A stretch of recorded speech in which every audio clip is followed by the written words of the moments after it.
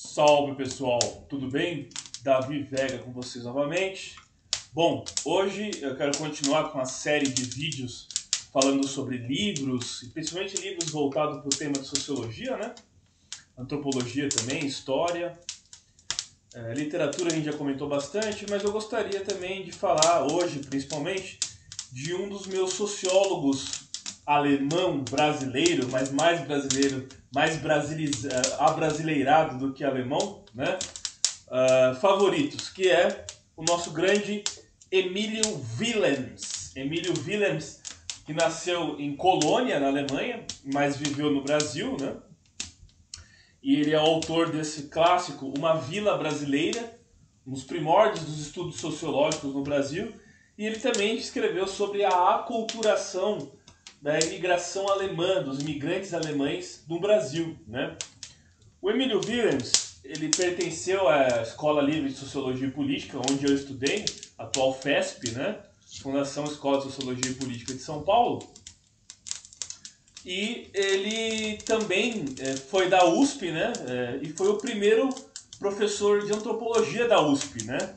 O primeiro a lecionar antropologia, na cadeira de antropologia, que é a matéria que depois se tornou obrigatória para o curso de graduação de Ciências Sociais da USP, né? O Emílio Willems, depois ele foi para os Estados Unidos, chegou a passar pela Universidade de Berlim, né? Também pela Universidade de Berlim, onde ele tinha se graduado, né? Na Alemanha, né? E depois em Nashville, nos Estados Unidos, ele ficou erradicado lá depois, né? Então eu acho que a graduação dele foi na Universidade de Berlim, depois ele veio para o Brasil e depois ele foi para Nashville, nos Estados Unidos, né? Bom, nos anos 40, quando ele escreve esse livro, Uma Vila Brasileira, né? Que é uma espécie de transição do arcaico, de um Brasil profundo para um Brasil que se modernizava, ele vai estudar um município do Vale do Paraíba, né, aqui em São Paulo, que tinha o nome fictício, se não me engano, de Itaipava, né? Não é Itaipava do Rio de Janeiro, né? Seria essa de São Paulo, né? E quando ele faz esse estudo, ele traz apontamentos como, por exemplo, que o social e o cultural eles se fundem. Na teoria do Emílio Willems, desse livro, o que é de ordem cultural, né? Não necessariamente é de ordem social, mas numa sociedade comunitária, né? De comunidade pré-societal, que ainda não atingiu o que o Durkheim chamava de solidariedade orgânica, uma sociedade onde é a solidariedade mecânica, teria uma espécie de imbricamento do que é social com o cultural. Não tem uma divisão tão clara, né? E o curioso é que ele vai falar justamente que era marcada por uma sociedade onde havia uma ausência de regras. A sociedade comunal, embora as pessoas tenham os papéis muito bem definidos na sociedade, é muito claro as funções sociais de cada um na sociedade, não é preciso necessariamente um ordenamento legal para que redija aquela sociedade. Você não precisa de uma constituição, você não precisa de uma lei maior que vai atuar sobre e organizar a vida daquele local, daquele município, no caso do município que ele estudava, né? Isso é o que traz uma dificuldade muito grande, não só para o local que se moderniza, mas para as pessoas que estão nesse lugar adotar uma vida de uma sociedade organizada, né? Uma sociedade onde a vida é organizada por uma constituição, por um ordenamento legal e principalmente a impessoalidade e uma burocratização, uma racionalização desse processo, né? Por isso, muitas vezes que o caipira, quando ele vinha para São Paulo, o Antônio Cândido falava que São Paulo era a grande devoradora de caipiras. E eu tenho um vídeo falando sobre Os Parceiros do Rio Bonito, um dos livros clássicos do Antônio Cândido. Vou deixar na descrição desse vídeo aqui o link para vocês assistirem o meu comentário sobre o livro, né? O livro do Antônio Cândido, ele fala sobre Bofete, um município também, acho que fictício, chamado Bofete. Não sei se era fictício, mas fictício era o município de Araçariguama. Na Araçariguama existiu, que parte hoje é Santana de Parnaíba.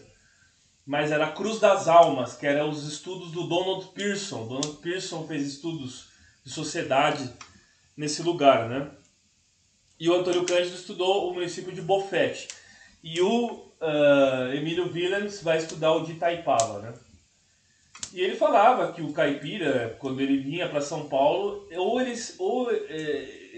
que ele tinha que se tornar um operário, né? Ele acabava ficando marginalizado, ia pro álcool, caía na bebida, no vício muito fácil, e virava um andarilho, né? Um wanderer, vamos dizer assim, né? Em inglês que eles falam, né? Sem uma função social, porque a função social ao qual ele estava submetido não tem um papel nessa sociedade mais moderna, né?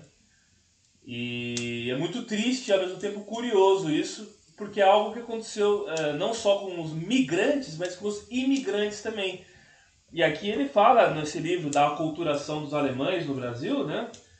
Que a cultura muitas vezes que você tem na sua casa, ela acaba adotando elementos de uma nova cultura, né? E modificando a nova cultura também, gerando uma coisa nova, né? E o imigrante ele tem uma resistência em deixar a sua cultura original, mas ele entendendo esse processo, ele acaba adotando elementos da cultura nova ao qual ele está inserido, estrategicamente, quando é mais interessante adotar certas normas e regras da cultura nova, mas sem ao mesmo tempo abandonar aquilo que faz parte da identidade dele, né? E eu me lembrei muito do meu pai, que é imigrante, e ele teve muito disso também, né? Ele basicamente é uma coisa nova, é um portunhol, né? É um brasinhol, é um espanhol. Ele conserva a sua alma hispânica, mas ao mesmo tempo num país diferente, né? Ou seja, que tem alguns elementos diferentes. Então ele é uma espécie de coisa nova. Até no idioma dele, o portunhol é uma coisa muito peculiar, que é a resultante justamente desse choque, desse entrechoque, que também aconteceu com os caipiras na Vila em Transição, né? Desse livro aqui, uma vila brasileira, né? Uma vila em transição.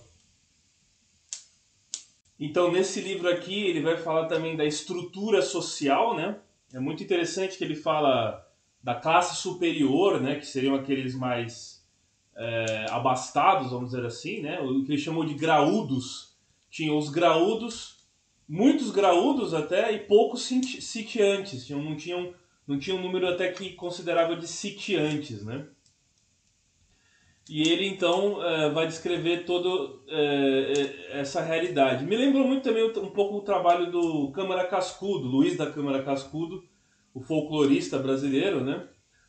Que escreveu um livro sobre alimentação no Brasil, né? E organizou todo o folclore brasileiro, as lendas do norte, nordeste, sul, sudeste, centro-oeste, de todas as regiões do Brasil, né? Ele foi um grande folclorista e dialogava muito com esses autores dos anos 40, né? No trabalho da aculturação dos alemães, ele fala aqui, por exemplo, quer ver?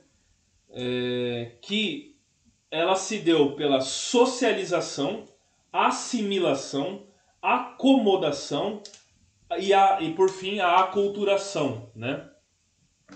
É justamente esse processo de assimilar elementos novos sem necessariamente você perder algo de originário da sua cultura também, né? E as culturas elas vão se transformando.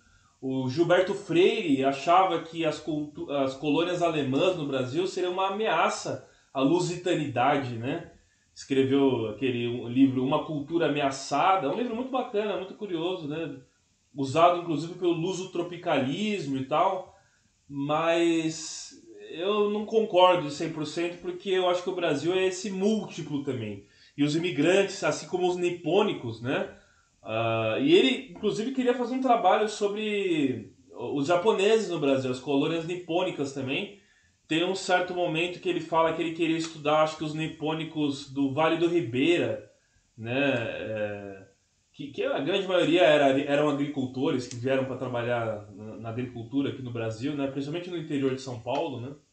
mas ele acabou por estudar um objeto que ele tinha muita proximidade, que é a própria colônia alemã, da qual ele fazia parte, né? E ele sendo um alemão erradicado no Brasil e lecionando no Brasil, né? O curioso é que os seus assistentes na USP eram Egon Schaden e a Gioconda Mussolini, né?